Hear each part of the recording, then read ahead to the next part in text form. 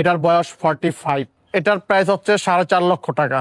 এটা অলরেডি 4 লক্ষ টাকা দাম উঠছে, কিন্তু এর থেকে বেশি দাম উঠলো আমি এটা সেল করব না, কারণ এটা আমি নিজের জন্য রেখে দিয়েছি। হয়তো যতদিন বাঁচবো এই গাছটা থাকবে, কিন্তু এই গাছটা আমার কাছে আছে আজকে 8-10 বছর ধরে। এটা হচ্ছে আমার কালেকশন করা। আমি যে চীন বাংলায় ছিলাম, এটা মূলত আমার যে কলিগ ছিল চাইনিজ, ওর দাদার করা গাছ এটা। তো পরবর্তীতে এটা আমি কালেকশনে রাখলাম। তো 8-10 বছর ধরে এটা আমি কাজ করতে যাচ্ছি। যেহেতু এটা একটা বয়স্ক গাছ এবং এটার ভিতরে সময় শ্রম আছে এবং যেই মূল কাণ্ড, সব দিক মিলাই আমরা প্রাইসটা নির্ধারণ করছি। যেহেতু এটা বয়স অনেক এবং এটা নান্দনিক গাছ, হ্যাঁ, যেহেতু এটা ডালপালা শ্রেণী বিন্যাসগুলো খুবই সুন্দর। এই যে আপনি গাছের মূল কাণ্ড দিয়ে তাকালে যে ভয়ঙ্কর সৌন্দর্যটা প্রকাশ পায়, তো সব দিক মিলে দিলে এটা বয়স আছে, এরা প্রাইস আছে 4.5 লক্ষ টাকা। হোটেলে ঢুকতে যে মেন গেট গুলা থাকে এগুলা বা বিভিন্ন বাংলোর সামনে গুলার ভিতরে অলরেডি আমি 2-3টা রিসোর্টে কাজ করছি, তারা এই ধরনের বনসাই দিয়ে সাজাইছে।